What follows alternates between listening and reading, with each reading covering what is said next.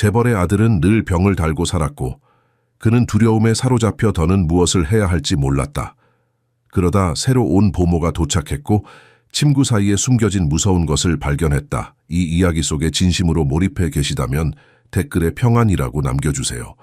그렇게 하면 우리가 당신의 존재를 확인하고 마음을 지치게 하는 수많은 소식들 속에서도 함께 조금의 고요와 평화를 찾게 됩니다. 서울 강남구의 높은 담장으로 둘러싸인 저택 앞에서 윤서는 잠시 망설였다. 이전에 5명의 보육교사가 이 집을 떠났다는 소문을 들었지만 그녀에게는 선택의 여지가 없었다. 월세와 어머니의 병원비를 생각하면 이 일자리를 거절할 수 없었다. 손에 든 이력서가 땀에 젖어 구겨졌다. 저택 안으로 들어서자 냉기가 느껴졌다. 햇빛이 가득한 오후였지만 집 안은 어둠에 잠긴 듯했다. 복도를 따라 걸으며 윤서는 벽에 걸린 가족 사진들을 보았다. 행복했던 시절의 흔적들. 하지만 그 미소들은 이제 이 집 어디에도 없었다. 6년 된 태윤이를 처음 본 순간 윤서의 가슴이 무너졌다. 침대에 누워 천장만 바라보는 아이의 눈에는 생기가 전혀 없었다. 뼈만 앙상하게 남은 작은 몸.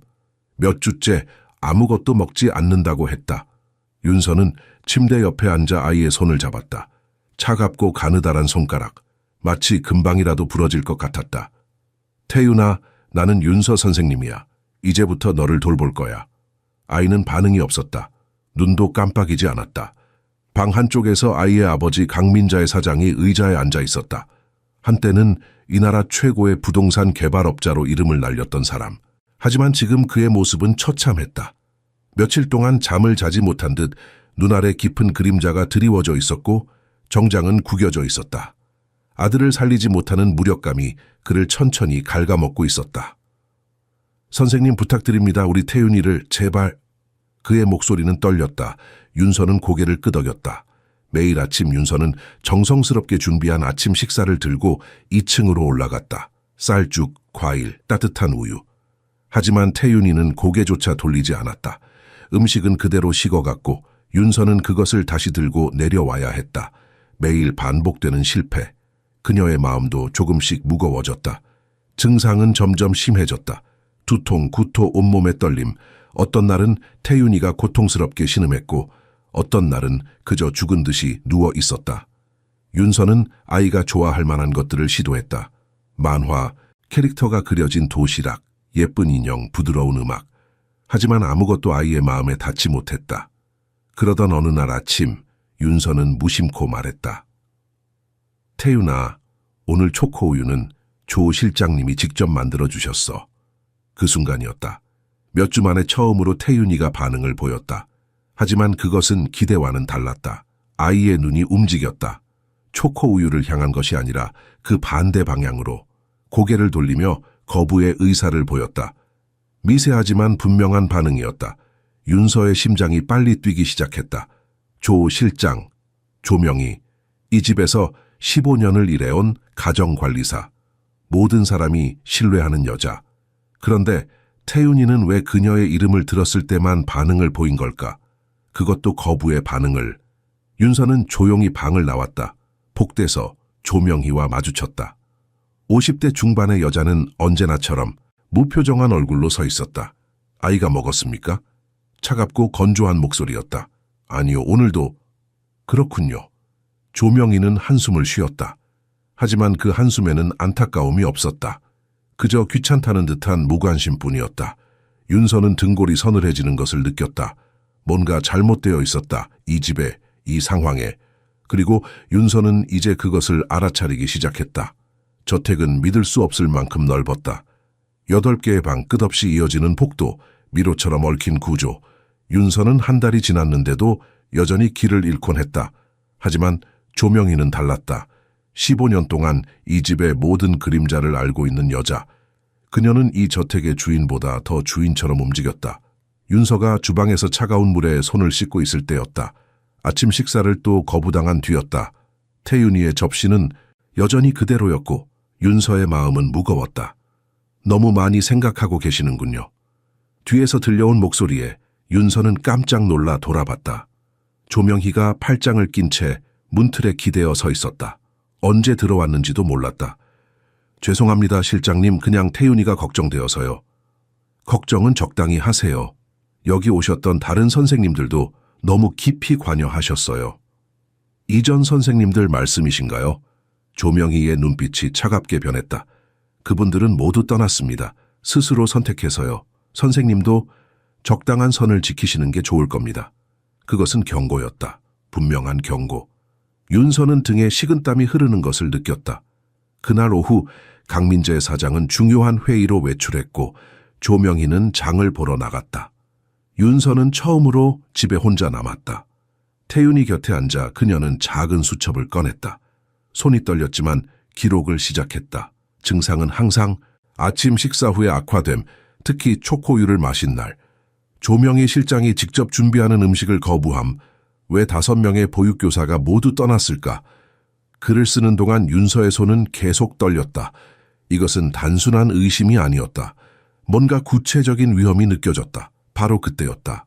태윤이가 신음소리를 냈다. 윤서가 고개를 들자 아이의 몸이 격렬하게 떨리고 있었다. 눈은 뒤집혔고 입에서는 거품이 나왔다. 태윤아. 윤서는 비명을 지르며 아이를 안았다. 작은 몸이 경련을 일으켰다. 윤서는 필사적으로 강민자의 사장에게 전화를 걸었다. 사장님, 태윤이가 빨리 오세요. 강민재는 회의를 중단하고 달려왔다. 집에 도착했을 때 그의 얼굴은 창백했다. 아버지와 보육교사 둘이서 아이를 붙잡고 경련이 멈추기를 기다렸다. 2분, 3분, 영원처럼 느껴지는 시간. 마침내 태윤이의 몸이 축 늘어졌다. 숨은 쉬고 있었지만 의식은 없었다. 윤서는 아이의 차가운 손을 잡고 눈물을 참았다. 수첩이 바닥에 떨어져 있었다. 윤서는 그것을 주워 가슴에 꼭 안았다. 공포가 확신으로 바뀌는 순간이었다. 조명희가 장을 보고 돌아왔을 때 집은 혼란 상태였다. 강민재는 이미 가방을 싸서 태윤이를 다시 병원에 데려갈 준비를 하고 있었다. 조명희는 놀란 척했지만 윤서는 그녀의 눈에서 무언가를 포착했다. 그것은 놀라움이 아니었다. 계산된 반응이었다. 뭔가 심각하게 잘못되어 있었다. 그리고 윤서는 이제 그것을 밝혀낼 결심을 했다. 병원으로 가는 차 안 태윤이는 윤서의 무릎에 누워 열에 시달렸다. 작은 얼굴은 붉게 달아올랐고 숨소리는 거칠었다. 강민재는 운전대를 꽉 쥔 채 침묵했다. 턱에 근육이 굳어 있었다. 윤서는 조용히 물었다. 사장님, 이전 보육교사 선생님들에 대해 여쭈어봐도 될까요? 강민재는 잠시 대답하지 않았다. 신호등이 빨간불로 바뀌었을 때 그가 입을 열었다. 몇 분은 거리가 멀어서 그만두셨고 몇 분은 너무 힘들어 하셨습니다. 그런데 그는 말을 멈췄다. 그런데요? 한 분은 쪽지를 남기고 떠났습니다. 집이 무섭다고. 윤서의 심장이 멎는 것 같았다. 무섭다. 그 단어가 머릿속을 맴돌았다. 무엇이 무서웠을까요? 모르겠습니다. 급여도 좋고 집도 괜찮은데 이해할 수가 없었어요. 하지만 윤서는 이해했다. 그 보육교사들은 뭔가를 봤던 것이다. 뭔가를 느꼈던 것이다. 그래서 도망쳤던 것이다. 병원은 그들을 익숙하게 맞이했다. 석주 만에 3번째 입원이었다. 간호사들은 태윤이를 특실로 옮겼고 윤서는 아이의 옷을 갈아입히는 것을 도왔다. 그동안 강민재는 의자에 무너져 앉아 얼굴을 2 손으로 감쌌다. 사장님, 가서 뭐라도 드세요. 제가 여기 있을게요. 강민재는 망설였지만 결국 고개를 끄덕이며 복도로 나갔다. 혼자 남은 윤서 옆으로 간호사 한 명이 다가왔다. 이름표에는 최은지라고 적혀 있었다. 50대 초반의 베테랑 간호사였다. 그녀는 태윤이의 활력 징후를 확인하며 말을 걸었다. 새로 오신 보육교사 선생님이시죠? 네, 석주 전부터 일하고 있어요. 최은지는 의미심장한 눈빛으로 윤서를 바라봤다. 다른 분들보다는 오래 버티시네요. 이전 선생님들을 아세요? 최은지는 잠시 주변을 살핀 후 목소리를 낮췄다. 2분 정도 알아요. 모두 겁에 질려 있었어요. 한 분은 김서연 선생님이었는데 저를 찾아와서 조명희 실장이 아이 음식에 이상한 짓을 한다고 했어요. 윤서의 숨이 멎었다. 그 얘기를 사장님께 하셨나요? 못했어요. 증거가 없었거든요. 그냥 의심일 수도 있었고. 조명희 실장은 이 집에서 15년을 일했어요. 거의 가족 같은 사람인데 누가 믿겠어요? 윤서는 주먹을 쥐었다. 저는 믿어요. 최은지는 윤서의 눈을 똑바로 바라봤다. 조심하세요, 선생님. 정말 뭔가 잘못된 거라면 선생님도 위험할 수 있어요. 윤서는 천천히 고개를 끄덕였다. 너무 깊이 들어왔다는 것을 알았다. 하지만 이제 뒤돌아갈 수 없었다. 복도에서 강민재의 발소리가 들렸다. 최은지는 재빨리 차트를 정리하고 자리를 떠났다. 윤서는 태윤이의 손을 잡고 앉아 있었다. 작고 차가운 손, 이 아이를 지켜야 한다는 결심이 그녀 안에서 단단하게 굳어졌다. 창밖으로 서울의 밤 풍경이 펼쳐졌다. 수많은 불빛들. 하지만 윤서의 세계는 이 작은 병실 안으로 좁혀져 있었다. 여기, 이 순간, 이 아이. 그것이 전부였다. 뭔가 잘못되어 있었다. 그리고 윤서는 진실을 밝혀낼 것이었다. 어떤 대가를 치르더라도. 의사는 저녁 무렵 도착했다. 박준호 원장, 흰 머리와 가느다란 금태 안경을 쓴 60대 남자. 그는 강민재와 악수를 나누며 심각한 표정을 지었다. 태윤이를 진찰한 후 그는 천천히 입을 열었다.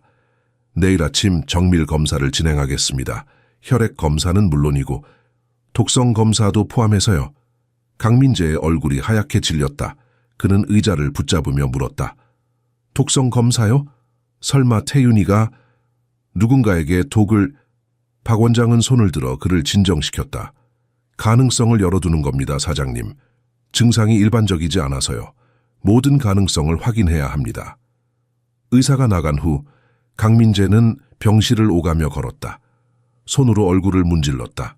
혼잣말처럼 중얼거렸다. 말도 안 돼. 우리 집에는 조 실장님, 윤서 선생님, 그리고 나뿐이야. 누가 태윤이한테 해를 끼친다는 거지. 윤서는 침묵했다. 하지만 그녀의 심장은 미친 듯이 뛰었다. 조명희, 그 이름이 머릿속에서 울려 퍼졌다. 점점 더 크게, 점점 더 무겁게. 밤은 느리게 흘러갔다. 윤서는 태윤이 옆 의자에서 졸다 깨기를 반복했다. 아이의 호흡소리 하나하나에 귀를 기울였다. 놓칠까봐, 변화를 못 알아챌까봐. 새벽이 밝았다. 태윤이는 검사를 받으러 갔고 강민재가 함께 따라갔다. 병실에 혼자 남은 윤서는 휴대전화를 꺼냈다. 몇 개의 일반적인 메시지가 있었다. 하지만 그중 하나가 그녀의 피를 얼게 만들었다. 모르는 번호였다. 아직 그 집을 떠나지 않았어요? 당신이 6번째예요. 우리처럼 바보가 되지 마세요. 윤서는 메시지를 몇 번이고 읽었다. 손이 떨렸다. 6번째. 이전 보육교사들 중 한 명이 보낸 것이 분명했다. 그렇다면 어떻게 내 번호를 알았을까? 그들은 무엇을 봤길래 도망쳤을까? 강민재가 돌아왔을 때 그는 지쳐 보였다. 의사가 따로 이야기를 나누자고 했다고 말했다. 윤서는 태윤이와 남았고 강민재는 진료실로 향했다. 혼자 남은 윤서는 메시지에 답장을 보냈다. 당신들은 무엇을 봤나요? 답장은 빠르게 왔다. 메시지로는 말할 수 없어요. 하지만 조 실장을 조심하세요. 그리고 제발 그 여자가 만든 음식은 아이한테 절대 주지 마세요. 윤서의 심장이 쿵쾅거렸다. 이제 확신이 섰다. 의심이 아니었다. 사실이었다. 진짜 위험이 있었다. 그녀는 태윤이를 바라봤다. 작고 연약한 아이, 아무것도 모른 채 고통받는 아이. 윤서는 주먹을 꽉 쥐었다. 내가 지켜줄게. 반드시. 복도 끝에서 강민재의 목소리가 들렸다. 그는 박 원장과 이야기를 나누고 있었다. 목소리는 낮았지만 긴장감이 느껴졌다. 윤서는 귀를 기울였다. 정말 그럴 가능성이 있다는 말씀이신가요? 현재로서는 확답할 수 없습니다. 하지만 혈액 검사 결과가 나오면 더 명확해질 겁니다. 윤서는 숨을 죽였다. 독성 검사. 만약 결과가 양성으로 나온다면? 만약 태윤이가 정말 누군가에게 독을 먹었다면? 그렇다면 범인은 분명했다. 조명희, 15년 동안 이 가족과 함께한 여자, 모두가 믿는 여자. 하지만 윤서는 이제 알았다. 그 여자 뒤에 숨겨진 진실을. 병실로 돌아온 강민재는 말이 없었다. 그저 창밖을 바라볼 뿐이었다. 서울의 빌딩들이 아침 햇살에 반짝였다. 하지만 그의 세계는 어둠에 잠겨 있었다. 윤서는 조용히 그의 옆에 섰다. 사장님 괜찮으세요? 강민재는 고개를 저었다. 모르겠어요. 아무것도 확실한 게 없어요. 윤서는 그에게 말하고 싶었다. 의심을, 두려움을. 하지만 아직은 아니었다. 증거가 필요했다. 확실한 증거가. 태윤이가 작게 신음했다. 두 사람은 재빨리 침대로 다가갔다. 아이는 여전히 잠들어 있었다. 하지만 얼굴을 찌푸리고 있었다. 무슨 꿈을 꾸는 걸까? 무엇이 이 아이를 이렇게 고통스럽게 만드는 걸까? 윤서는 태윤이의 손을 잡았다. 따뜻하게 해주고 싶었다. 안전하다고 느끼게 해주고 싶었다. 조금만 기다려. 진실을 밝혀낼게. 너를 아프게 한 사람을 찾아낼게. 그녀의 결심은 단단했다. 두려움도 있었다. 하지만 이 아이를 위해서라면 무엇이든 할 수 있었다. 창밖으로 서울의 아침이 완전히 밝아왔다. 새로운 하루. 하지만 윤서에게는 전쟁의 시작이었다. 검사 결과가 나오기까지는 이틀이 걸렸다. 이틀 동안 윤서는 병실을 떠나지 않았다. 강민재도 마찬가지였다. 둘은 번갈아 가며 태윤이를 지켰다. 말은 적었지만 긴장감은 공기를 가득 채웠다. 박 원장이 결과를 들고 왔을 때 오후 2시였다. 그는 문을 닫고 조심스럽게 입을 열었다. 혈액에서 비소 성분이 검출되었습니다. 강민재는 의자에서 벌떡 일어섰다. 얼굴이 새하얗게 질렸다. 비소요? 그게 무슨 말씀이세요? 소량이지만 지속적으로 투여된 흔적이 보입니다. 한 번에 많은 양이 아니라 조금씩, 꾸준히요. 그래서 급성 중독 증상이 아닌 만성 증상으로 나타난 겁니다. 윤서는 벽에 기댔다. 다리에 힘이 풀렸다. 예상했던 것이었다. 하지만 실제로 듣는 것은 달랐다. 누군가 정말로 이 아이를 죽이려 했다는 것. 천천히, 고통스럽게. 강민재는 주먹으로 벽을 쳤다. 누가 내 아들한테 이런 짓을. 박 원장은 침착하게 말했다. 경찰에 신고해야 합니다. 이건 명백한 범죄 행위입니다. 당장 신고하겠습니다. 강민재는 휴대전화를 꺼냈다. 손이 너무 떨려서 번호를 누르기조차 힘들어 보였다.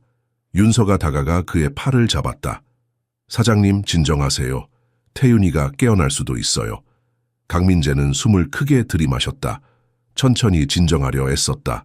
하지만 눈에는 분노와 배신감이 가득했다. 경찰이 도착한 것은 1시간 후였다. 2명의 형사가 병실에 들어왔다. 한 명은 40대 중반의 남자로 이름표에 이강수라고 적혀 있었다. 다른 한 명은 젊은 여형사로 정수연이었다. 이강수 형사는 강민재와 윤서를 따로 조사했다.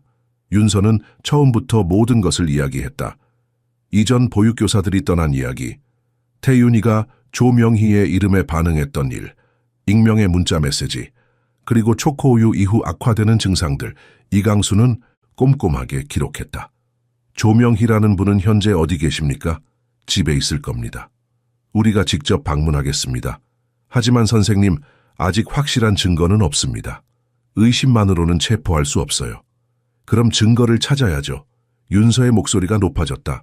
정수연 형사가 부드럽게 말했다. 진정하세요. 우리가 철저히 조사하겠습니다.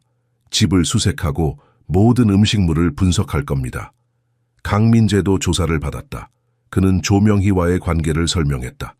15년 전 아내가 살아있을 때부터 함께 일했다고, 아내가 교통사고로 세상을 떠난 후에도 조명희는 남아 가족을 돌봤다고, 믿을 수 있는 사람이라고 생각했다고. 하지만 이제 모르겠습니다. 정말 그 사람이, 그는 말을 잇지 못했다. 형사들이 떠난 후 병실에는 무거운 침묵이 흘렀다. 태윤이는 여전히 잠들어 있었다. 작은 가슴이 규칙적으로 오르내렸다. 살아있다는 증거, 하지만 너무나 연약한 생명. 윤서는 창가에 서서 서울 거리를 내려다봤다. 사람들은 평범한 하루를 살고 있었다. 출근하고 웃고 이야기하고. 하지만 이 병실 안에서는 전혀 다른 세계가 펼쳐지고 있었다. 휴대전화가 울렸다. 또 모르는 번호였다. 윤서는 복도로 나가 전화를 받았다. 여보세요? 윤서 선생님이세요? 저는 김서연이에요. 이전에 태윤이를 돌봤던. 윤서의 심장이 뛰었다. 최은지 간호사가 말했던 그 보육교사였다. 네, 맞아요. 선생님이 문자 보내신 거예요? 네. 경찰이 움직였다는 소식을 들었어요. 제가 도울 수 있는 게 있다면 선생님이 봤던 거 자세히 얘기해 주실 수 있나요? 김서연은 잠시 망설이다 말했다. 조 실장이 태윤이 음식에 흰색 가루를 넣는 걸 봤어요. 처음엔 설탕인 줄 알았어요. 하지만 그 후에 태윤이 상태가 급격히 나빠지더라고요. 저는 너무 무서웠어요. 증거도 없었고 누가 저를 믿어주겠어요? 이제 믿어줄 거예요. 혈액 검사에서 비소가 나왔어요. 전화 너머로 김서연의 숨소리가 거칠어졌다. 세상에 정말이었구나. 제가 미친 게 아니었어요. 선생님, 경찰에 증언해 주실 수 있나요? 물론이죠. 당장이라도요. 전화를 끊은 윤서는 병실로 돌아왔다. 강민재에게 모든 것을 이야기했다. 그는 고개를 끄덕였다. 이제 끝이 보이는군요. 하지만 윤서는 알았다. 이건 시작에 불과하다는 것을. 진짜 전쟁은 이제부터였다. 경찰은 다음 날 아침 강남구 저택으로 향했다. 수색 영장을 들고 온 형사들은 조명희를 거실에 앉혔다. 그녀는 놀라거나 당황하지 않았다. 오히려 차분했다. 마치 이미 예상했던 것처럼. 무슨 일이십니까? 조명희의 목소리는 평소와 다름없었다. 이강수 형사가 영장을 보여주며 말했다. 태윤이 혈액에서 독성 물질이 검출되었습니다. 집안을 수색하겠습니다. 독성 물질이요? 조명희는 눈썹 하나 까딱하지 않았다. 네, 비소입니다. 그건 불가능합니다. 이 집에는 그런 물질이 없어요. 그건 저희가 확인하겠습니다. 형사들은 주방부터 수색을 시작했다. 찬장, 냉장고, 조리대 구석구석. 모든 향신료와 조미료를 샘플로 채취했다. 조명희는 소파에 앉아 무표정하게 그 광경을 지켜봤다. 정수연 형사가 조명희의 방으로 향했다. 집 뒤편에 있는 작은 방이었다. 15년 동안 이곳에서 지낸 흔적들이 가득했다. 오래된 옷장, 낡은 화장대, 침대. 정수연은 서랍을 하나씩 열었다. 옷가지, 편지, 사진들. 그리고 화장대 맨 아래 서랍에서 작은 상자를 발견했다. 잠금 장치가 있었다. 이강수 형사님. 이강수가 달려왔다. 상자를 보더니 조명희를 불렀다. 이 상자 열쇠가 어디 있습니까? 제 개인 물건입니다. 필요 없어요. 수색 영장에는 모든 공간이 포함됩니다. 열쇠를 주시거나 저희가 강제로 열겠습니다. 조명희의 얼굴에 처음으로 균열이 생겼다. 턱에 근육이 굳었다. 하지만 결국 목걸이에서 작은 열쇠를 꺼냈다. 상자가 열렸다. 안에는 여러 물건이 들어있었다. 오래된 편지들, 그리고 작은 유리병, 흰색 가루가 담겨 있었다. 이강수는 장갑을 끼고 병을 집었다. 이게 뭡니까? 조명희는 대답하지 않았다. 입술을 꽉 다물었다. 법의학팀에 보내서 분석하겠습니다. 형사들은 편지들도 증거물로 압수했다. 조명희는 그것을 보며 눈을 감았다. 마치 모든 것이 끝났다는 걸 아는 듯했다. 저택 수색이 끝났을 때 형사들은 조명희에게 동행을 요청했다. 그녀는 저항하지 않았다. 코트를 입고 조용히 따라 나섰다. 15년 동안 주인처럼 살았던 집을 떠나는 순간이었다. 현관문을 나서며 조명희는 뒤를 돌아봤다. 거대한 저택. 그녀가 모든 것을 바쳤던 곳. 하지만 그녀의 눈에는 감정이 없었다. 텅 비어 있었다. 병원에서 강민재는 경찰로부터 전화를 받았다. 증거물을 발견했다는 소식이었다. 그는 주저앉았다. 정말이었다. 조명희가 정말로 태윤이를. 윤서는 그의 어깨에 손을 올렸다. 이제 태윤이는 안전해요. 강민재는 고개를 끄덕였지만 눈물이 흘렀다. 왜요? 왜 우리한테 이런 짓을 한 거죠? 우린 그 사람을 가족처럼 대했어요. 윤서도 답을 몰랐다. 사람의 마음속은 알 수 없었다. 때로는 가장 가까운 사람이 가장 위험했다. 태윤이가 눈을 떴다. 며칠 만에 처음이었다. 작은 눈이 천천히 떠졌고 아빠를 찾았다. 아빠. 강민자애는 재빨리 침대로 달려가 아들을 안았다. 태윤아, 깨어났구나. 배고파요. 그 말에 윤서와 강민재는 웃음을 터뜨렸다. 눈물과 웃음이 섞였다. 태윤이가 음식을 찾다니. 몇 주 만에 처음이었다. 윤서는 주방에 전화를 걸어 미음을 주문했다. 부드럽고 소화하기 쉬운 것으로. 이제는 안전했다. 조명희는 경찰서에 있었다. 더 이상 이 아이를 해칠 수 없었다. 미음이 도착했을 때 태윤이는 천천히 한 숟가락씩 먹었다. 강민재가 직접 떠먹여줬다. 아이는 작은 입으로 삼키며 미소를 지었다. 맛있어요. 그 단순한 말이 얼마나 소중한지. 윤서는 창가에 서서 그 장면을 바라봤다. 아버지와 아들, 다시 찾은 일상. 이렇게 평범한 것이 얼마나 기적인지. 하지만 윤서는 알았다. 아직 끝나지 않았다는 것을. 조명희는 왜 그런 짓을 했을까? 15년 동안 이 가족과 함께하며 무엇을 품었을까? 진실은 아직 완전히 드러나지 않았다. 그리고 윤서는 그 진실이 두려웠다. 때로는 모르는 게 나을 때도 있었다. 하지만 이제 돌이킬 수 없었다. 태윤이는 반 그릇을 먹고 다시 잠들었다. 평화로운 얼굴이었다. 고통이 사라진 얼굴. 윤서는 그 모습을 보며 다짐했다. 다시는 이런 일이 없게 할 거야. 네가 안전하게 자랄 수 있도록. 서울의 해가 저물었다. 길고 힘든 하루였다. 하지만 희망이 보이기 시작했다. 조명희는 경찰서 조사실에 앉아 있었다. 차가운 형광등 불빛 아래 그녀의 얼굴은 더욱 창백해 보였다. 이강수 형사가 맞은편에 앉았다. 책상 위에는 투명한 증거 봉투들이 놓여 있었다. 흰색 가루가 든 유리병, 편지들, 그리고 태윤이의 혈액 검사 결과. 조명희 씨, 이 물질이 무엇인지 아십니까? 조명희는 대답하지 않았다. 그저 손을 무릎 위에 가지런히 모은 채 정면을 응시했다. 법의학팀의 분석 결과 이것은 삼산화 비소입니다. 쥐약에 사용되는 독극물이죠. 어떻게 구했습니까? 여전히 침묵. 이강수는 한숨을 쉬었다. 그는 편지 하나를 꺼내 펼쳤다. 이 편지들은 모두 강민재 씨의 아내 고 이수진 씨가 쓴 것입니다. 당신에게 보낸 편지들이죠.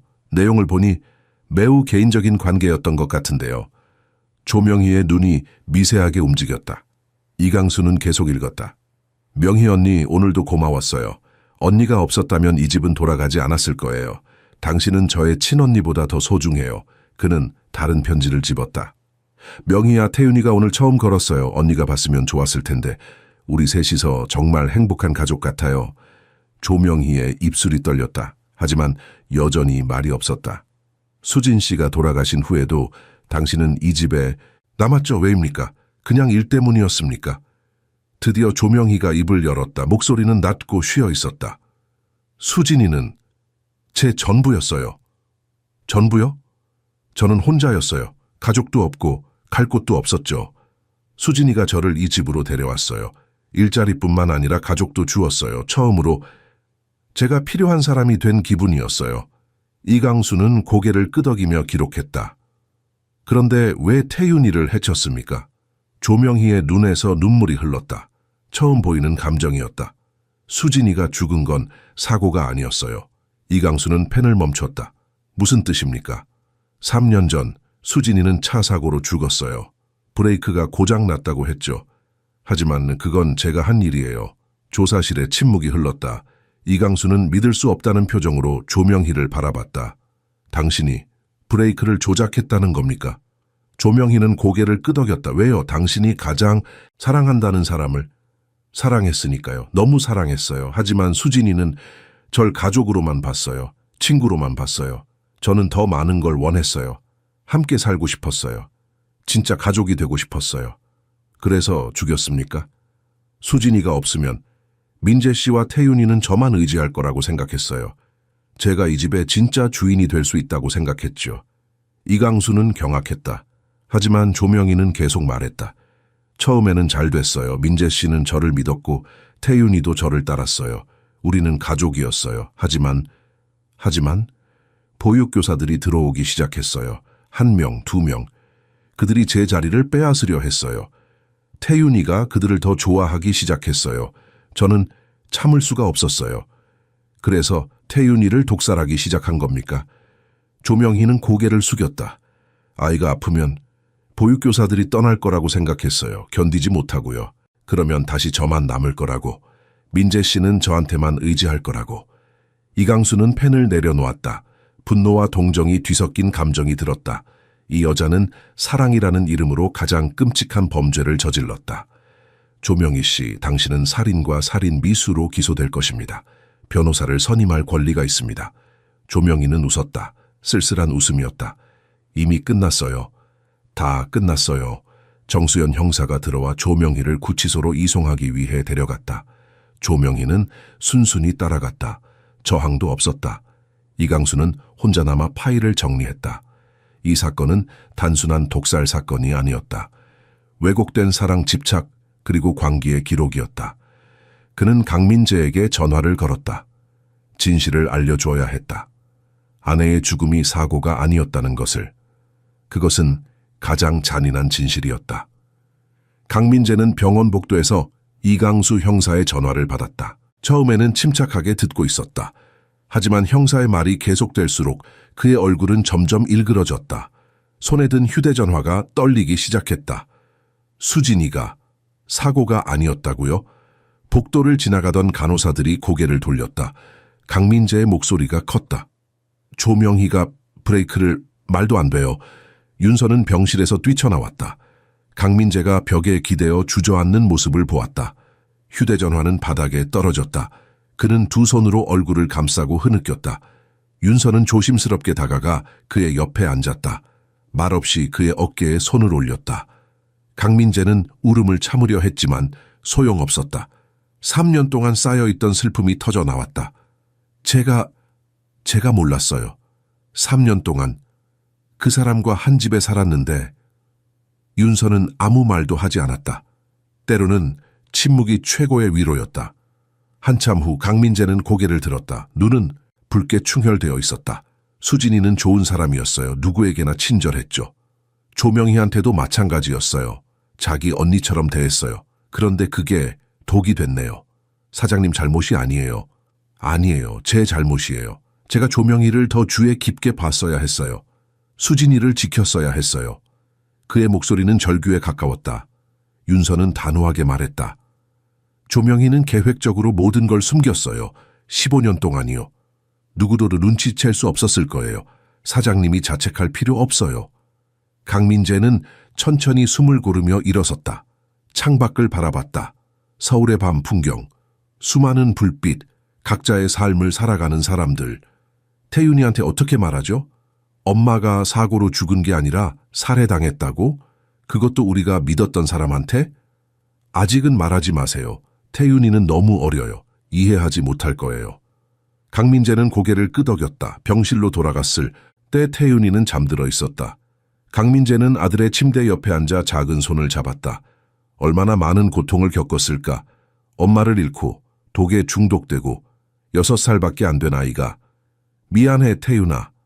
아빠가 지켜주지 못했어. 윤서는 조용히 밖으로 나왔다. 아버지와 아들만의 시간이 필요했다. 복도 끝 자판기 앞에서 윤서는 따뜻한 커피를 뽑았다. 손에 든 종이컵의 온기가 조금은 위로가 되었다. 오늘 하루는 정말 길었다. 진실이 밝혀졌지만 그 진실은 너무 잔인했다. 최은지 간호사가 지나가다 윤서를 봤다. 선생님 괜찮으세요? 네, 괜찮아요. 소문 들었어요. 조명희가 자백했다면서요? 윤서는 고개를 끄덕였다. 정말 끔찍하네요. 15년 동안 그 집에 있으면서. 최은지는 말을 잇지 못했다. 윤서도 마찬가지였다.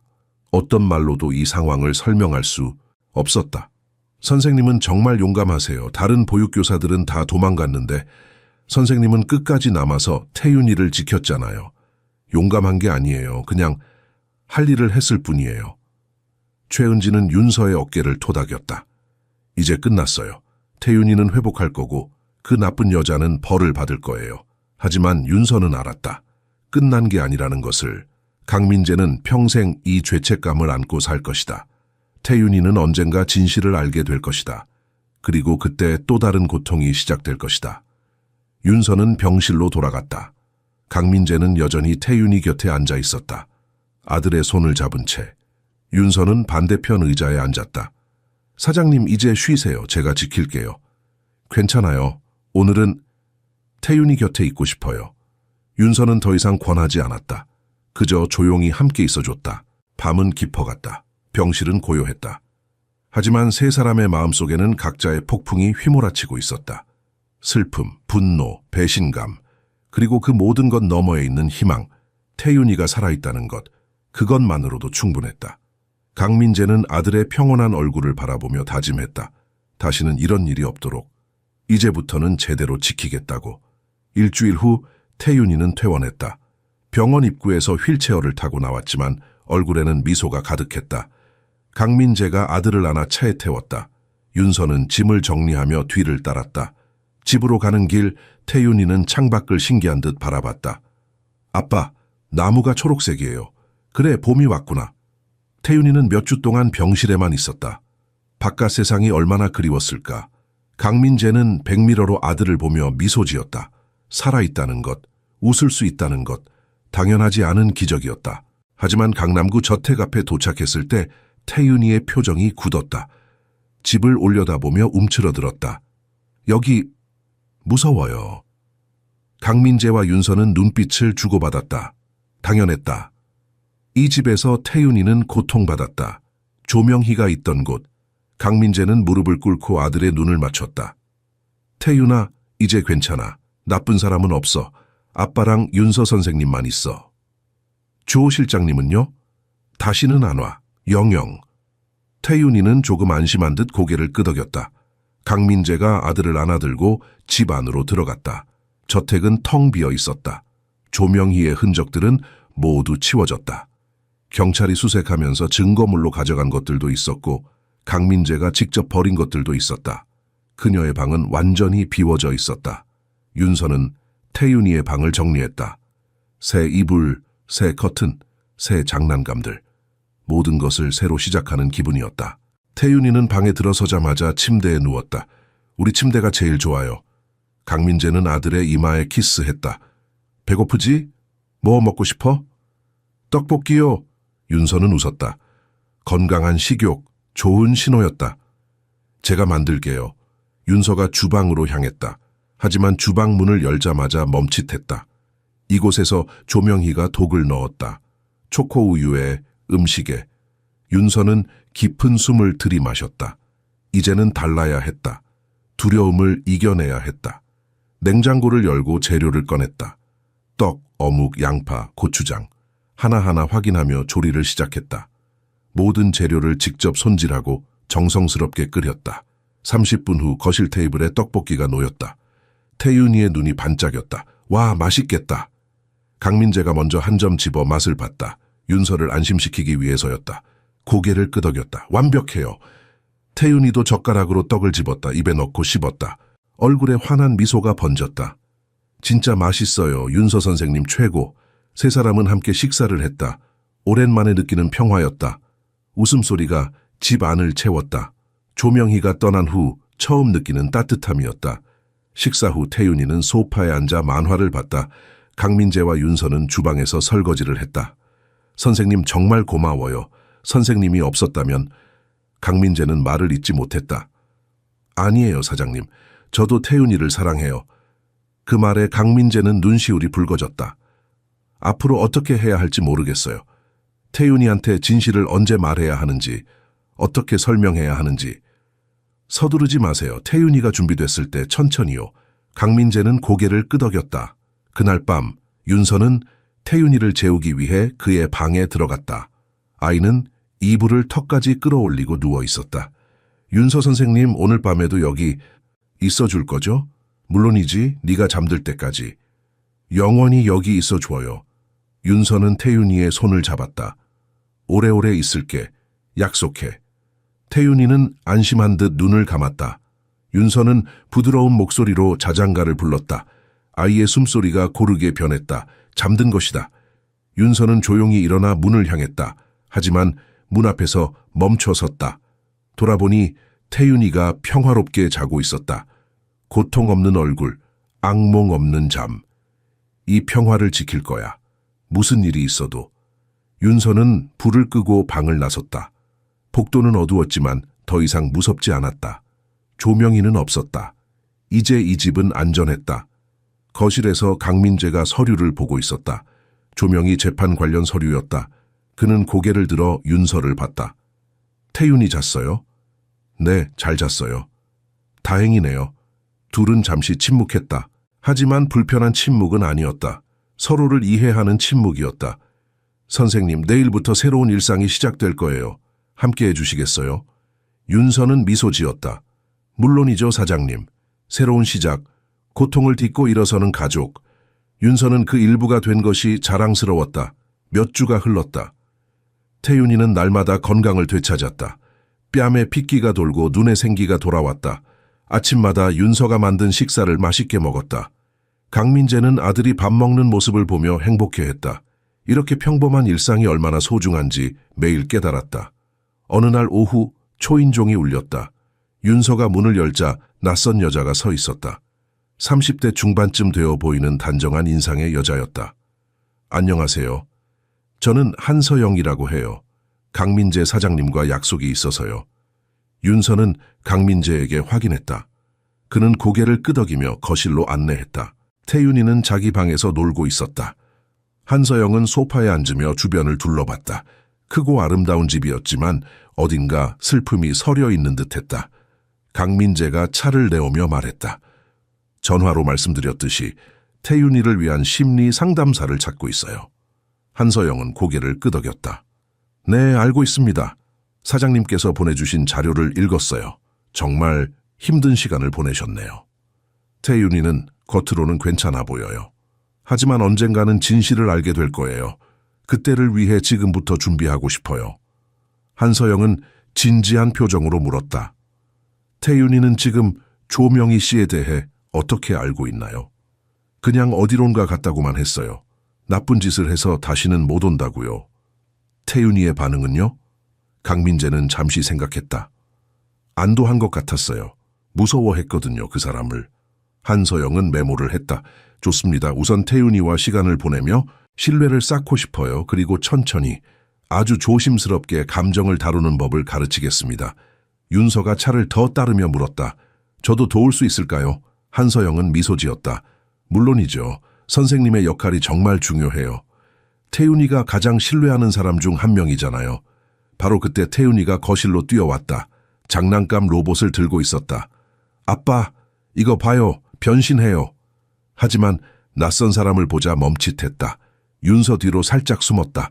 한서영은 자리에서 일어나 태윤이의 눈높이에 맞췄다. 안녕 태윤아. 나는 서영 선생님이야. 로봇 정말 멋지다. 나한테도 보여줄래? 태윤이는 망설이다가 천천히 로봇을 내밀었다. 한서영은 조심스럽게 받아들고 감탄했다. 와, 진짜 변신하네.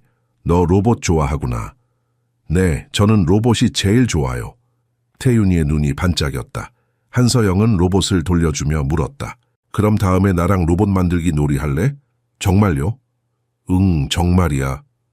태윤이는 환하게 웃었다. 강민재와 윤서는 안도의 한숨을 쉬었다. 좋은 시작이었다. 한서영이 떠난 후 강민재는 윤서와 이야기를 나눴다. 좋은 분 같아요. 태윤이도 경계하지 않았고요. 네, 다행이에요. 강민재는 창밖을 바라봤다. 선생님, 제가 좋은 아버지일까요? 윤서는 놀라서 그를 봤다. 왜 그런 질문을 하세요? 수진이를 지키지 못했어요. 태윤이도 거의 잃을 뻔했고요. 제가 더 주에 깊었다면 사장님. 윤서는 단호하게 말했다. 사장님은 좋은 아버지예요. 완벽한 사람은 없어요. 중요한 건 사장님이 태윤이를 사랑하고 지키려고 노력한다는 거예요. 그걸로 충분해요. 강민재의 눈에 눈물이 맺혔다. 고마워요, 선생님. 정말로. 그날 저녁, 세 사람은 함께 저녁을 먹었다. 태윤이는 서영 선생님 이야기를 계속했다. 로봇을 만들 거라고, 다음 주에 또 온대요 라며 신나했다. 윤서는 그 모습을 보며 미소 지었다. 조금씩, 천천히 이 가족은 치유되고 있었다. 상처는 아직 남아 있었다. 하지만 함께라면 이겨낼 수 있었다. 밤이 되어 태윤이를 재우고 난 후 윤서는 자기 방으로 돌아왔다. 침대에 누워 천장을 바라봤다. 몇 달 전만 해도 상상도 못했던 일들이었다. 두려움, 위험, 진실. 하지만 그 모든 것을 겪으며 윤서는 성장했다. 이제 그녀는 단순한 보육교사가 아니었다. 이 가족의 일원이었다. 그리고 그 사실이 그녀를 행복하게 만들었다. 창밖으로 서울의 밤이 빛났다. 내일도 해는 뜰 것이다. 그리고 그들은 함께 그 아침을 맞이할 것이다. 석 달이 흘렀다. 태윤이는 한서영 선생님과의 상담을 꾸준히 받았다. 처음에는 그냥 놀이처럼 느껴졌다. 그림 그리기, 로봇 만들기, 이야기 나누기. 하지만 서영은 조심스럽게 태윤이의 마음속을 들여다보고 있었다. 어느 날 상담 시간, 서영은 태윤이에게 물었다. 태윤아, 조 실장님 생각나? 태윤이는 로봇을 조립하던 손을 멈췄다. 얼굴이 굳었다. 아니요. 생각 안 나요. 정말? 한 번도? 태윤이는 고개를 저었다. 하지만 손은 떨리고 있었다. 서영은 그 작은 신호를 놓치지 않았다. 무서웠니? 태윤이는 대답하지 않았다. 하지만 눈물이 볼을 타고 흘렀다. 작은 어깨가 떨렸다. 서영은 태윤이를 부드럽게 안았다. 울어도 괜찮아. 무서웠던 거 맞지? 아팠지? 태윤이는 서영의 품에서 흐느꼈다. 처음으로 감정을 터뜨렸다. 몇 달 동안 참았던 두려움, 고통, 혼란, 모든 것이 쏟아져 나왔다. 배가 너무 아팠어요. 머리도 아프고 토하고 싶었어요. 근데 조 실장님이 약 먹으라고 더 아팠어요. 서영은 태윤이의 등을 토닥였다. 이제 괜찮아. 그 사람은 없어. 다시는 안 와. 상담이 끝난 후 서영은 강민재와 윤서를 따로 불렀다. 태윤이가 오늘 처음으로 감정을 표현했어요. 좋은 신호예요. 강민재는 안도의 한숨을 쉬었다. 다행이네요. 하지만 서영의 표정이 진지해졌다. 태윤이는 아직도 두려움을 안고 있어요. 음식에 대한 불안, 낯선 사람에 대한 경계. 이건 시간이 필요해요. 윤서가 물었다. 저희가 도울 수 있는 게 있을까요? 일관성이 중요해요. 규칙적인 식사 시간, 안전한 환경, 그리고 무엇보다 사랑이요. 태윤이가 안전하다고 느끼게 해주세요. 그날 저녁 식사 시간이었다. 윤서가 준비한 된장찌개와 밥이 상에 올랐다. 태윤이는 숟가락을 들었지만 망설였다. 윤서 선생님이 만든 그거 맞죠? 응, 선생님이 직접 만들었어. 태윤이는 그제야 한 숟가락 떴다. 강민재는 가슴이 아팠다. 아들이 음식을 의심해야 하는 현실이. 태윤아, 이제는 걱정 안 해도 돼. 우리가 지켜줄게. 태윤이는 고개를 끄덕였다. 하지만 여전히 조심스럽게 먹었다. 식사 후 강민재는 윤서와 거실에서 이야기를 나눴다. 언제쯤 태윤이가 완전히 나아질까요? 서두르지 마세요. 상처는 천천히 아물어요. 강민재는 창밖을 바라봤다. 서울의 야경이 아름다웠다. 하지만 그의 마음은 여전히 어두웠다. 다음 주에 조명희 재판이 시작돼요. 윤서는 놀랐다. 벌써요? 네. 검찰이 충분한 증거를 확보했대요. 살인, 살인 미수, 모든 혐의로요. 사장님은 법정에 가실 건가요? 강민재는 고개를 저었다. 못 가겠어요. 그 사람 얼굴을 다시 보면 제가 무슨 짓을 할지 모르겠어요. 윤서는 그의 손을 잡았다. 이해해요. 하지만 진실은 밝혀질 거예요. 정의는 실현될 거고요. 정의라. 강민재는 쓴 웃음을 지었다. 수진이가 돌아오는 건 아니잖아요. 태윤이가 겪은 고통이 사라지는 것도 아니고. 그래도 조명희는 벌을 받을 거예요. 그것만으로도 의미가 있어요. 강민재는 천천히 고개를 끄덕였다. 그날 밤 윤서는 태윤이의 방을 확인하러 갔다. 아이는 잠들어 있었지만 미간을 찌푸리고 있었다. 악몽을 꾸는 걸까? 윤서는 태윤이의 이마를 쓰다듬었다. 괜찮아, 태윤아. 나쁜 꿈이라도 선생님이 여기 있어. 태윤이의 표정이 조금 부드러워졌다. 윤서는 한동안 그 자리에 앉아 있었다. 아이가 평화롭게 잠들 때까지.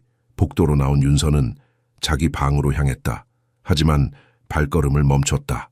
강민재의 방에서 작은 소리가 들렸다. 흐느끼는 소리. 윤서는 문을 두드리지 않았다. 그에게도 혼자만의 시간이 필요했다. 슬픔을 사귀고 분노를 다스리고 다시 일어설 힘을 모을 시간. 윤서는 조용히 자기 방으로 들어갔다. 침대에 누워 천장을 바라봤다. 재판이 시작되면 모든 것이 다시 수면 위로 떠오를 것이다. 고통스러운 진실들, 배신감, 분노. 하지만 그 끝에는 치유가 있을 것이다. 희망이 있을 것이다. 윤서는 눈을 감았다. 내일도 태윤이를 위해, 강민재를 위해, 이 가족을 위해 강해져야 했다. 그녀는 더 이상 방관자가 아니었다. 전사였다. 이 가족을 지키는. 재판 첫날, 법정은 기자들과 방청객들로 가득 찼다. 유명 기업가의 가정에서 벌어진 독살 사건. 언론은 연일 이 사건을 다뤘다. 조명희는 수갑을 찬 채 법정에 들어섰다. 머리는 헝클어졌고 얼굴은 수척했다. 하지만 눈빛은 여전히 공허했다. 윤서는 방청석 뒤쪽에 앉았다. 강민재는 오지 않았다. 약속대로. 하지만 누군가는 여기 있어야 했다. 태윤이를 위해, 수진을 위해 검사가 기소 내용을 낭독했다. 피고인 조명희는 이수진 씨의 차량 브레이크를 고의로 손상시켜 교통사고를 유발, 살해했습니다. 또한 피해자 강태윤에게 삼산화 비소를 지속적으로 투여하여 살해하려 했습니다. 방청석에서 웅성거림이 일었다. 조명희는 아무 반응이 없었다. 검사는 증거를 제시했다. 차량 감정 결과, 브레이크 라인이 인위적으로 절단된 흔적, 조명희의 방에서 발견된 비소, 태윤이의 혈액 검사 결과 모든 것이 명확했다. 다음은 증인 신문이었다. 이강수 형사가 증언석에 섰다. 피고인은 자백했습니까? 네, 모든 혐의를 자백했습니다. 동기는 무엇이었습니까? 피해자 이수진 씨에 대한 왜곡된 애정과 집착이었습니다.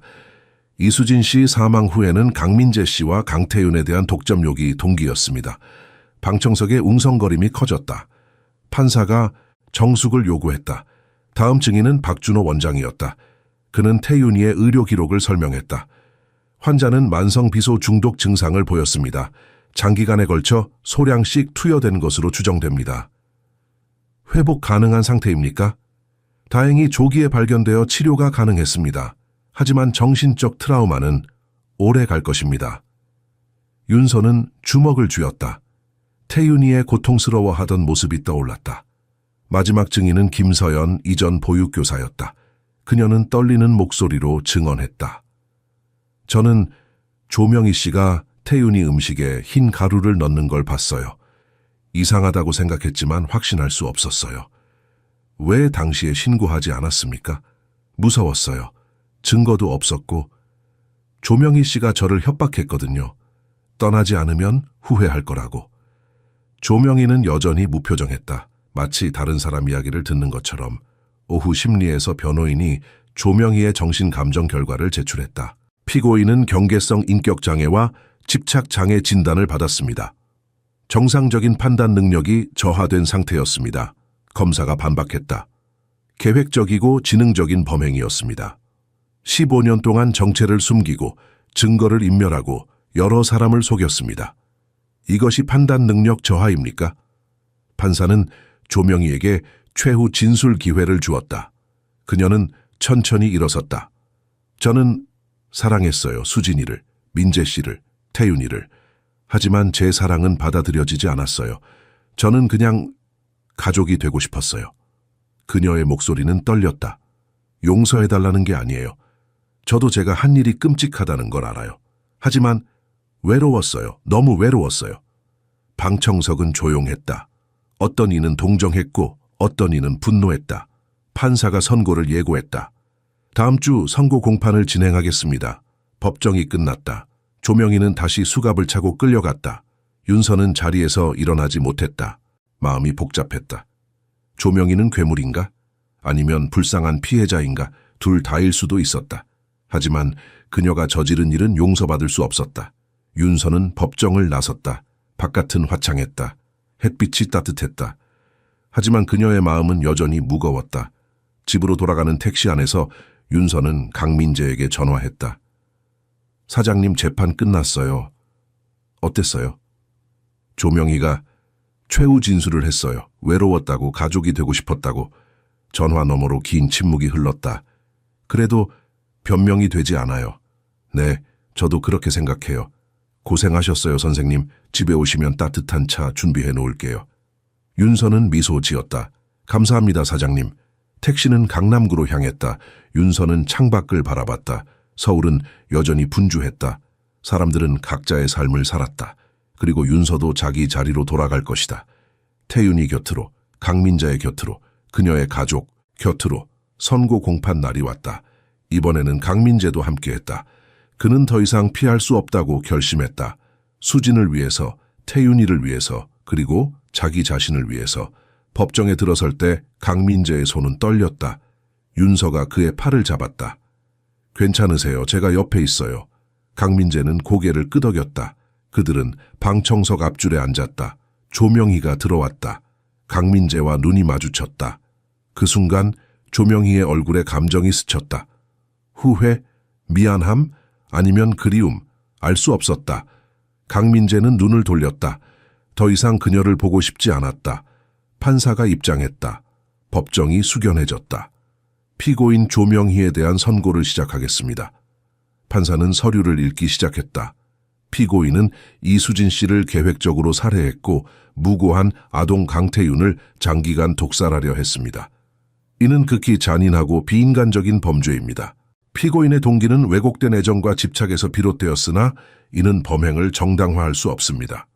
피고인은 반성하는 태도를 보였으나 저지른 죄의 무게를 고려할 때 엄중한 처벌이 불가피합니다. 판사는 잠시 멈췄다. 법정의 모든 이가 숨을 죽였다. 피고인 조명희에게 징역 25년을 선고합니다. 가석방 없이 전부를 복역하도록 합니다. 망치 소리가 울렸다. 조명희는 아무 반응이 없었다. 그저 고개를 숙였다. 강민재는 눈을 감았다. 25년, 긴 세월이었다. 하지만 수진이 돌아오는 건 아니었다. 태윤이의 상처가 사라지는 것도 아니었다. 윤서는 강민재의 손을 꽉 잡았다. 그는 그 온기에서 위로를 받았다. 법정이 끝나고 사람들이 빠져나갔다. 조명희가 호송되기 전 그녀가 강민재를 돌아봤다.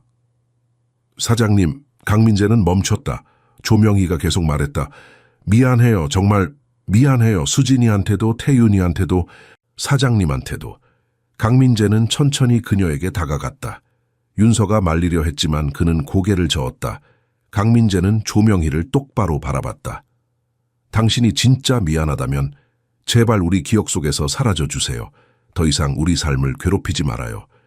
조명희는 눈물을 흘렸다. 강민재는 돌아섰다. 더 이상 할 말이 없었다. 법원을 나서자 기자들이 몰려들었다. 플래시가 터졌다. 강민재 씨, 선고에 만족하십니까? 태윤이는 어떻습니까? 조명희에게 하고 싶은 말이 있습니까? 강민재는 아무 말도 하지 않았다. 윤서가 그를 이끌고 차로 향했다. 운전기사가 문을 열어줬다.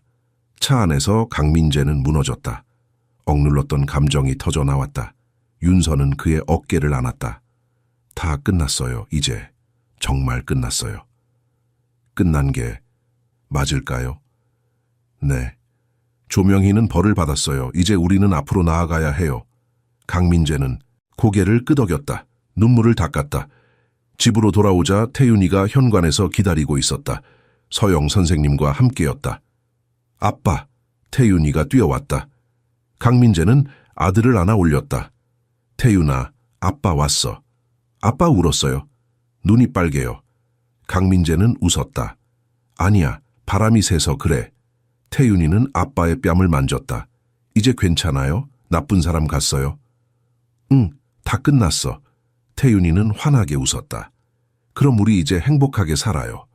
그 순수한 말에 강민재는 또 눈물이 났다. 하지만 이번엔 슬픔이 아니었다. 희망이었다. 서영 선생님이 다가왔다. 태윤이가 오늘 정말 밝았어요. 뭔가 변화를 느낀 것 같아요. 감사합니다, 선생님. 선생님 덕분에 태윤이가 많이 나아졌어요.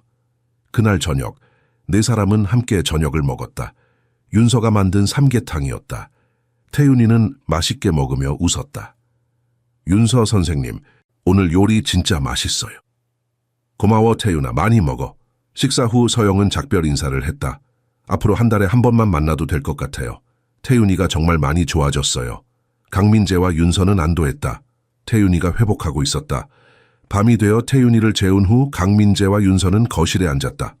선생님 정말 고마워요. 선생님이 없었다면 윤서는 고개를 저었다. 저도 이 가족의 일부예요. 당연한 일을 했을 뿐이에요. 강민재는 창밖을 바라봤다. 이제 정말 새로 시작할 수 있을 것 같아요. 윤서는 미소 지었다. 네, 우리 모두 함께요. 서울의 밤하늘에 별이 빛났다. 어둠 속에서도 빛은 있었다. 그리고 그들은 그 빛을 향해 나아갈 것이었다. 조명희의 재판이 끝난 지 6개월이 지났다. 계절은 가을로 접어들었다. 은행나무 잎이 노랗게 물들고 바람은 시원했다. 강민재는 회사 일에 집중하기 시작했다. 너무 오래 방치했던 일들을 하나씩 정리했다. 어느 날 오후 회사에서 특별한 손님이 찾아왔다. 박채린, 강민재의 대학 동기이자 건축가였다. 그들은 10년 만에 재회했다. 민재야, 정말 오랜만이다. 채린아, 어떻게 온 거야? 내 소식 들었어. 힘든 시간 보냈다며? 강민재는 쓴웃음을 지었다. 이제 좀 나아졌어. 체리는 따뜻한 눈빛으로 그를 바라봤다. 수진이 일도 그렇고 태윤이 일도 정말 마음 아팠어. 다들 그렇게 말해. 하지만 난 괜찮아. 정말로. 그래 보이긴 해. 예전보다 더 강해진 것 같아. 두 사람은 회사 근처 카페에서 커피를 마셨다. 오랜만에 나누는 대화는 편안했다. 태윤이는 어때? 많이 좋아졌어. 학교도 다시 다니고 친구들도 사귀고. 다행이다. 그나저나 너 요즘 어떻게 지내? 강민재는 잠시 생각했다. 솔직히 외로워.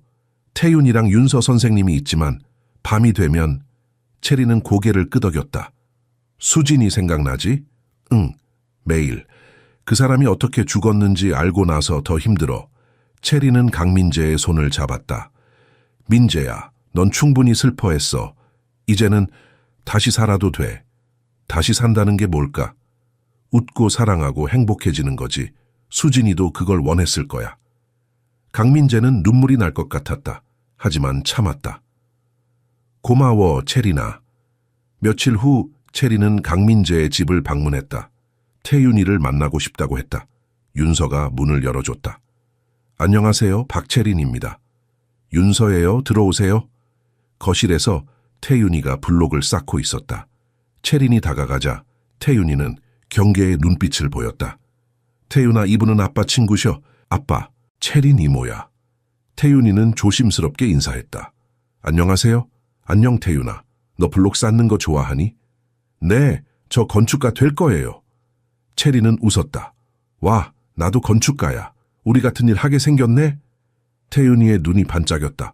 그 순간부터 둘은 금방 친해졌다. 채린은 태윤이와 함께 블록으로 집을 지었다. 윤서는 주방에서 그 모습을 지켜봤다.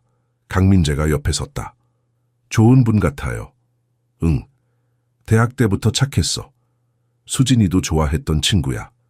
사장님이 행복해 보여요. 강민재는 놀라서 윤서를 봤다. 그래? 네. 채린 씨랑 이야기할 때. 강민재는 아무 말도 하지 않았다. 하지만 마음 한구석이 따뜻해지는 걸 느꼈다. 채린은 그날 이후로 자주 방문했다. 처음에는 태윤이 때문이라고 했다. 하지만 점점 강민재와 보내는 시간이 늘어났다. 어느 주말 네 사람은 함께 남산타워에 갔다. 태윤이는 망원경으로 서울 정형을 봤다. 우와, 엄청 높아요. 채린이 태윤이 옆에 앉았다. 멋지지? 여기서 보면 서울이 정말 아름답지? 강민재와 윤서는 조금 떨어진 곳에 섰다. 선생님, 채린이는 어떤 것 같아요? 윤서는 미소 지었다. 좋은 사람이에요. 사장님한테도 태윤이한테도. 그렇지? 강민재의 목소리에는 기대가 섞여 있었다. 해가 지고 남산타워의 조명이 켜졌다. 네 사람은 난간에 기대어 야경을 봤다. 태윤이는 채린의 손을 잡고 있었다. 자연스럽게. 윤서는 그 모습을 보며 생각했다. 이 가족이 다시 완성되어 가고 있다고. 수진의 빈자리는 영원히 남겠지만 새로운 사랑이 자라나고 있었다. 집으로 돌아오는 차 안에서 태윤이가 물었다. 아빠, 채린 이모 또 올 거죠? 그럼 이모가 너 좋아하시나? 봐. 저도 이모 좋아요. 강민재는 백미러로 태윤이를 봤다. 아들이 웃고 있었다, 진심으로. 그날 밤 윤서는 채린에게서 문자를 받았다. 오늘 정말 즐거웠어요. 태윤이가 정말 귀엽네요. 그리고 민재 오빠도 좋은 사람 같아요. 윤서는 미소 지으며 답장했다. 저희도 즐거웠어요. 또 놀러 오세요. 새로운 계절이 시작되고 있었다. 아픔을 딛고 희망을 향해. 그리고 그 중심에는 언제나 태윤이가 있었다. 웃는 얼굴로 봄이 왔다. 정원에는 꽃이 피었고 새들이 지저귀었다. 강민재와 채린의 결혼식 날이었다. 그들은 성대한 결혼식 대신 가족과 친한 친구들만 모은 소박한 예식을 선택했다. 저택 정원이 하얀 꽃과 리본으로 장식되었다. 의자들이 줄지어 놓였고 작은 단이 마련되었다. 태윤이는 작은 턱시도를 입고 거울 앞에 섰다. 윤서가 넥타이를 매주었다. 선생님, 저 어때요? 아주 멋있어. 진짜 신사 같아. 태윤이는 혀를 살짝 내밀며 집중했다. 반지를 떨어뜨리지 않으려고. 오늘 중요한 역할이 있었으니까. 윤서는 다몽색 드레스를 입었다. 단정하면서도 우아했다. 거울을 보며 머리를 정리하는데 강민재가 노크했다. 선생님, 잠깐 들어가도 될까요? 네, 들어오세요. 강민재는 정장을 차려입었다. 오늘따라 얼굴이 밝았다. 선생님한테 감사 인사를 하고 싶어서요. 무슨 감사요? 선생님이 없었다면 오늘이 없었을 거예요. 태윤이도 저도 아마 아직도 어둠 속에 있었을 거예요. 윤서의 눈시울이 붉어졌다. 아니에요, 사장님. 저도 이 가족 덕분에 많이 배웠어요. 강민재는 윤서의 손을 잡았다. 앞으로도 우리 곁에 있어줘요. 선생님은 우리 가족이에요. 윤서는 고개를 끄덕였다. 말로 표현할 수 없는 감정이 밀려왔다. 예식이 시작되었다. 손님들이 착석했다. 가까운 친구들, 회사 동료들 그리고 서영 선생님도 왔다. 모두가 미소를 지었다. 채린이 입장했다. 심플한 화이트 드레스를 입고 꽃다발을 들었다. 아름다웠다. 강민재는 그녀를 보며 눈물을 참았다. 주례 없이 서로의 서약을 나눴다. 강민재가 먼저 말했다. 채린아, 나는 많은 슬픔을 겪었어. 하지만 너를 만나면서 다시 웃는 법을 배웠어. 태윤이도 너를 정말 좋아해. 우리 셋이, 아니, 윤서 선생님까지 넷이서 행복한 가정을 만들고 싶어. 채린도 눈물을 흘리며 답했다. 민재 오빠, 나도 오빠랑 함께하면서 진짜 가족이 뭔지 알았어요. 태윤이의 엄마가 될 수는 없지만 좋은 친구이자 보호자가 되고 싶어요. 그리고 오빠 곁에서 평생 함께하고 싶어요. 반지를 교환할 시간이었다. 태윤이가 조심스럽게 앞으로 나왔다. 작은 쿠션 위에 2개의 반지가 놓여 있었다. 혀를 살짝 내민 채 걸었다. 넘어지지 않으려고. 모두가 미소 지었다. 태윤이는 무사히 반지를 전달했다. 강민재가 아들의 머리를 쓰다듬었다. 잘했어, 아들. 반지를 끼우고 두 사람은 키스했다. 손님들이 박수를 쳤다. 태윤이도 신나서 박수를 쳤다. 피로연은 정원에서 이어졌다. 음식과 음악, 그리고 웃음소리가 가득했다. 태윤이는 친구들과 뛰어놀았다. 오랜만에 보는 순수한 행복이었다. 윤서는 테이블에 앉아 그 모습을 지켜봤다. 서영 선생님이 옆에 앉았다. 선생님, 태윤이 정말 많이 변했죠? 네, 거의 다른 아이 같아요. 다 선생님 덕분이에요. 서영은 고개를 저었다. 아니에요, 윤서 선생님이 있었으니까요. 사랑이 최고의 치료예요. 해가 지고 정원에 조명이 켜졌다. 강민재와 채린이 함께 춤을 췄다. 태윤이가 윤서를 잡아 끌었다. 선생님도 춤춰요. 윤서는 웃으며 일어났다. 태윤이와 함께 춤을 췄다. 작은 발이 윤서의 발을 밟았지만 그녀는 개의치 않았다. 그저 웃었다. 음악이 흐르고 사람들이 웃고 꽃향기가 바람에 실렸다. 한때 슬픔으로 가득했던 이 집이 이제는 기쁨으로 넘쳤다. 춤을 추던 태윤이가 윤서에게 물었다. 선생님도 결혼할 거예요? 글쎄, 어떻게 될지 모르지. 결혼하면 저랑 못 놀아요? 윤서는 무릎을 꿇고 태윤이와 눈을 맞췄다. 결혼해도 너랑 계속 놀 거야, 언제나. 약속이에요? 약속이야. 태윤이는 윤서를 꽉 안았다. 작은 몸에서 따뜻함이 전해졌다. 밤이 깊어갔다. 손님들이 하나둘 떠났다. 정원에는 강민재, 채린, 태윤이, 윤서만 남았다. 네 사람은 조명 아래 앉아 하늘을 올려다봤다. 별이 빛났다. 오늘이 최고의 날이에요. 태윤이가 외쳤다. 모두가 동의했다. 윤서는 그들을 바라보며 생각했다. 이것이 가족이구나. 피로 연결되지 않아도 같은 고통을 견디며 함께 성장한 사람들. 그것이 진짜 가족이었다. 그리고 윤서는 이 가족의 일부였다. 영원히. 결혼식이 끝나고 손님들이 떠났다. 윤서는 태윤이를 재우러 2층으로 올라갔다. 아이는 하루 종일 뛰어놀아서 지쳐 있었다. 침대에 누우자마자 하품을 했다. 선생님, 오늘 정말 재미있었어요. 그래? 뭐가 제일 좋았어? 아빠랑 채린 이모가 행복해 보였어요. 저도 행복했고요. 윤서는 이불을 덮어주며 미소 지었다. 앞으로도 계속 행복할 거야. 태윤이는 윤서의 손을 잡았다. 선생님, 고마워요. 뭐가? 저를 구해줘서요. 아빠가 말해줬어요. 선생님이 저를 살렸다고. 윤서의 가슴이 뭉클했다. 천만에, 네가 강했으니까 이겨낸 거야. 아니에요. 선생님이 옆에 있어줘서요. 태윤이는 눈을 감았다. 숨소리가 고르게 바뀌었다. 윤서는 한참 동안 그 자리에 앉아 있었다. 아이의 평화로운 얼굴을 바라보며. 거실로 내려오니 강민재와 채린이 샴페인을 나누고 있었다. 채린이 윤서를 불렀다. 선생님, 같이 건배해요. 윤서도 잔을 받았다. 세 사람은 소파에 앉았다. 오늘 정말 완벽한 날이었어요. 채린이 말했다. 강민재가 그녀의 손을 잡았다. 당신 덕분이야. 채린은 윤서를 향해 작은 상자를 내밀었다. 선생님께 드릴 게 있어요. 저한테요? 윤서가 상자를 열자 은색 목걸이가 나왔다. 펜던트에는 작은 사진들이 달려 있었다. 한쪽에는 태윤이의 웃는 얼굴이, 다른 쪽에는 글귀가 새겨져 있었다. 우리 가족의 영웅에게 영원한 사랑을 담아. 윤서는 눈물이 났다. 이건 너무 과분해요. 강민재가 말했다. 아니에요. 선생님이 없었다면 우리는 여기 없었을 거예요. 선생님은 단순한 선생님이 아니에요. 우리 가족이에요. 채린이 덧붙였다. 제가 이 가족에 들어올 수 있었던 것도 선생님 덕분이에요. 민재 오빠와 태윤이를 다시 웃게 만들어 주셨잖아요.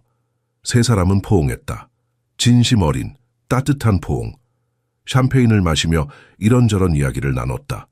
과거의 아픔도, 현재의 행복도, 미래의 희망도. 선생님은 앞으로 어떻게 하실 거예요? 채린이 물었다. 저는 계속 여기 있을 거예요. 태윤이를 돌보고 이 가족과 함께요. 공부는요? 교육학 전공하신다고 들었어요. 윤서는 고개를 끄덕였다. 내년에 대학원에 진학하려고요. 아동심리 전공으로요. 강민재가 놀라서 물었다. 정말요? 언제 결정한 거예요? 최근에요. 태윤이를 돌보면서 더 많은 아이들을 도와주고 싶다는 생각이 들었어요. 채리는 박수를 쳤다. 멋져요. 정말 훌륭한 선택이에요. 밤이 깊어갔다. 채리는 먼저 2층으로 올라갔다. 강민재와 윤서는 거실에 남았다. 선생님, 진심으로 고마워요. 벌써 몇 번째 감사 인사세요. 아무리 해도 부족해요. 강민재는 정원을 바라봤다. 결혼식 조명이 아직도 켜져 있었다. 수진이가 저 위에서 보고 있을까요? 분명히요. 그리고 행복해 하실 거예요. 그럴까요? 네, 사장님과 태윤이가 행복하니까요. 강민재는 눈물을 닦았다. 선생님이 말해줘서 마음이 편해져요. 윤서도 정원을 바라봤다. 조명이 나무잎에 반사되어 반짝였다. 사장님, 이제 과거에 얽매이지 마세요. 채린 씨와 태윤이와 행복한 미래를 만드세요. 선생님도 함께요. 물론이죠. 밤하늘에 별이 가득했다. 두 사람은 한참 동안 말없이 앉아 있었다. 편안한 침묵이었다. 윤서는 목걸이를 만지작거렸다. 펜던트를 열어 태윤이의 사진을 봤다. 작고 귀여운 얼굴. 이제는 건강하고 행복한 아이. 이 순간을 위해 모든 게 같이 있었다. 두려움도, 위험도, 눈물도. 모든 것이 이 행복으로 이어졌다. 윤서는 목걸이를 목에 걸었다. 차갑던 은이 그녀의 천으로 따뜻해졌다. 저도 이 가족을 사랑해요. 윤서가 속삭였다. 강민재는 미소 지었다. 우리도 선생님을 사랑해요. 그들은 자리에서 일어나 각자의 방으로 향했다. 새로운 하루가 기다리고 있었다. 행복으로 가득한. 윤서는 침대에 누워 천장을 바라봤다. 목걸이가 가슴 위에서 빛났다. 그녀는 미소 지으며 눈을 감았다. 꿈속에서도 그녀는 웃었다. 태윤이와 함께 정원에서 뛰어노는 꿈을. 그리고 아침이 왔을 때 그 꿈은 현실이 될 것이었다. 몇 달이 흘렀다. 태윤이는 쑥쑥 자랐다. 이제 7살이 된 아이는 호기심 많고 활발했다. 채린에게 피아노를 배우며 음악적 재능을 보였다. 윤서와는 매일 밤 책을 읽으며 상상력을 키웠다. 강민재는 회사를 확장했다. 새로운 프로젝트들이 성공을 거두었고 그의 이름은 업계에서 다시 빛났다. 하지만 그는 절대 가족을 소홀히 하지 않았다. 아들과 보내는 시간을 최우선으로 삼았다. 윤서는 대학원 입학 준비에 한창이었다. 낮에는 태윤이를 돌보고 밤에는 공부했다. 피곤했지만 행복했다. 목표가 있었고 꿈이 있었다. 어느 주말 저녁 네 사람은 정원에서 차를 마셨다. 가을 저녁은 서늘했지만 담요를 덮으면 괜찮았다. 태윤이는 채린의 무릎에 기대어 있었다. 강민재가 말을 꺼냈다. 가끔 아직도 그 사람 생각이 나. 모두가 조명희를 떠올렸다. 채린이 강민재의 손을 잡았다. 당연한 거예요. 15년을 함께 했잖아요. 하지만 그 사람이 한 일을 생각하면 복잡해. 윤서가 조심스럽게 말했다. 사장님이 죄책감을 느낄 필요는 없어요. 조명희는 스스로 선택한 거예요. 알아요. 하지만 수진이가 만약 내가 더 주에 깊게 봤다면 채린이 단호하게 말했다. 오빠, 과거에 갇혀 있지 마세요. 수진 언니는 오빠가 행복하길 바랄 거예요. 강민재는 고개를 끄덕였다. 하지만 그의 눈에는 여전히 슬픔이 있었다. 태윤이가 고개를 들었다. 아빠, 나는 엄마 기억 안 나요. 그래도 괜찮아요? 강민재는 아들을 안았다. 괜찮아. 엄마는 네가 행복하면 그걸로 충분하다고 생각하실 거야. 그럼 나 행복해요. 아빠도 있고 채린 엄마도 있고 윤서 선생님도 있으니까. 채린이라는 호칭 대신 채린 엄마라고 부른 건 처음이었다. 채린은 눈물이 핑 돌았다. 태윤아, 왜요? 제가 엄마라고 불러도 되죠? 채린은 태윤이를 꽉 안았다. 물론이야. 고마워, 태윤아. 강민재와 윤서도 미소 지었다. 아름다운 순간이었다. 시간이 흘러 겨울이 왔다. 첫눈이 내리던 날, 윤서는 대학원 합격 통지를 받았다.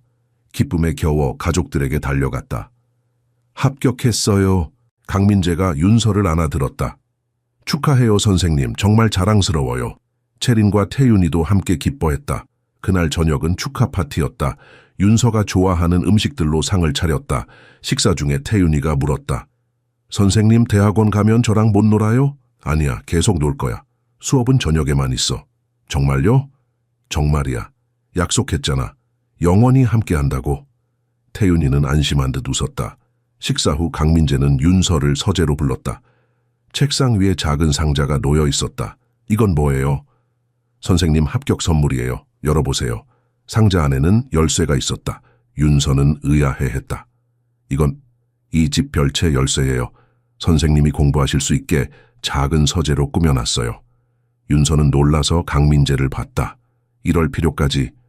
아니에요. 선생님은 우리 가족이잖아요. 가족이니까 당연한 거예요. 윤서는 눈물이 났다. 감사와 감동으로. 정말 고마워요, 사장님. 이제 사장님 말고 오빠라고 불러요. 우린 가족이니까. 윤서는 웃으며 고개를 끄덕였다. 그날 밤 윤서는 별채로 갔다. 작지만 아늑한 공간이었다. 책상, 의자, 책장, 그리고 작은 소파까지. 완벽했다. 창문으로 본체가 보였다. 거실 불빛이 따뜻했다. 강민재, 채린, 태윤이가 함께 웃고 있었다. 윤서의 가족이었다. 윤서는 책상에 앉아 노트를 폈다. 첫 페이지에 적었다. 꿈을 향한 첫걸음. 이 모든 건 사랑하는 가족 덕분이다.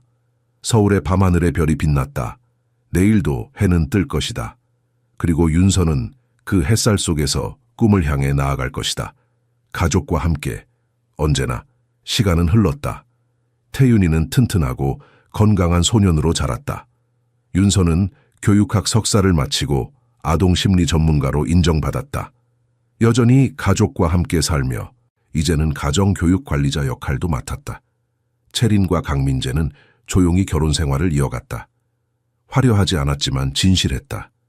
저택은 더 이상 고통의 장소가 아니었다. 웃음과 사랑이 가득한 집이었다. 조명희의 이름은 거의 언급되지 않았다. 가끔 뉴스에서 그녀에 대한 보도가 나왔지만 가족들은 더 이상 관심을 두지 않았다. 어느 날 윤서는 결심했다. 조명희를 마지막으로 한번 만나기로. 강민재는 반대했지만 윤서는 고집했다. 마무리가 필요해요. 저를 위해서요. 교도소는 춥고 어두웠다. 윤서는 면회실에 앉아 기다렸다. 조명희가 들어왔다. 늙고 수척해진 모습이었다. 한때 당당했던 여자는 사라지고 없었다. 두 사람은 마주 앉았다. 잠시 침묵이 흘렀다. 조명희가 먼저 말했다. 올 줄 알았어요. 태윤이에 대해 물어보려고 왔어요. 그 아이 어때요? 잘 지내요. 건강하고 행복해요. 조명희는 눈을 감았다. 다행이네요. 당신은 기억되지 않을 거예요. 그저 잘못을 저지른 사람으로만요. 조명희는 웃었다. 쓸쓸한 웃음이었다. 알아요. 제가 선택한 거니까요. 윤서는 일어섰다. 이제 저는 가볼게요. 다시는 오지 않을 거예요. 윤서 선생님, 윤서가 멈췄다. 그 가족 잘 지켜줘요. 제가 하지 못한 일을요. 윤서는 대답하지 않고 면회실을 나섰다. 뒤돌아보지 않았다. 이제 정말 끝이었다. 집으로 돌아오니 태윤이가 현관에서 기다리고 있었다. 이제 10살이 된 소녀는 그림을 들고 있었다. 선생님, 이거 봐요. 그림에는 네 사람이 손을 잡고 있었다. 강민재, 채린, 윤서, 그리고 태윤이. 유치하지만 따뜻한 그림이었다. 우리 가족이에요. 윤서는 무릎을 꿇고 태윤이를 안았다. 정말 예쁘다. 고마워, 태윤아. 그날 저녁 강민재가 제안했다. 올해의 마지막 날, 정원에서 함께 보내요. 네 식구 모두. 모두가 동의했다. 섣달 금음날, 네 사람은 정원에 모였다. 하늘에는 불꽃놀이가 터졌다. 태윤이는 채린의 무릎에 앉아 불꽃을 바라봤다. 강민재는 윤서 옆에 앉았다. 올해도 고생 많았어요, 윤서. 오빠도요. 이제 윤서는 강민재를 오빠라고 불렀다. 가족이었으니까. 채린이 샴페인을 따랐다. 네 사람은 잔을 들었다. 새해에는 더 행복하자. 태윤이가 외쳤다. 모두가 웃으며 건배했다. 불꽃이 하늘을 수놓았다. 색색의 빛이 어둠을 밝혔다. 태윤이는 감탄하며 박수를 쳤다. 올해가 최고의 해였어요. 강민재가 말했다. 채린이 그의 손을 잡았다. 내년은 더 좋을 거예요. 윤서는 그들을 바라봤다. 한때는 상상도 못했던 장면이었다. 그저 일자리를 찾아왔던 그녀가 이제는 이 가족의 중심이 되었다. 불꽃놀이가 끝나고 고요함이 찾아왔다. 하늘에는 별만 남았다. 태윤이가 하품을 했다. 졸려요. 채린이 아들을 안아들었다. 자러 가자. 내일은 새해야. 강민재도 따라 들어갔다. 윤서는 잠시 정원에 남았다. 혼자만의 시간이 필요했다. 하늘을 올려다봤다. 별이 무수히 많았다. 각자의 빛을 내고 있었다. 윤서는 생각했다. 어둠 속에서도 빛은 있었다. 고통 속에서도 희망은 있었다. 그리고 사랑은 모든 것을 이길 수 있었다. 이 가족이 겪은 일들, 배신, 고통, 슬픔. 하지만 그들은 함께 이겨냈다. 그리고 이제 행복을 찾았다. 윤서는 집으로 들어갔다. 따뜻한 불빛이 그녀를 맞이했다. 이곳이 그녀의 집이었다. 가족이 있는 곳. 창문으로 태윤이의 방이 보였다. 아이는 평화롭게 잠들어 있었다. 악몽 없이, 두려움 없이 윤서는 미소 지었다. 모든 고난이 같이 있었다. 이 순간을 위해서 그녀는 자기 방으로 향했다. 내일은 새해였다. 새로운 시작이었다. 하지만 윤서는 알았다. 어떤 내일이 와도 괜찮다는 것을. 왜냐하면 혼자가 아니었으니까. 가족이 있었다. 사랑하고 사랑받는 가족이. 그리고 그것이 바로 행복이었다. 문을 닫으며 윤서는 속삭였다. 모두 고마워요. 나를 가족으로 받아줘서. 서울의 밤은 고요했다. 하지만 저택 안에는 따뜻함이 가득했다. 이야기는 끝났다. 하지만 삶은 계속되었다. 행복하게 함께.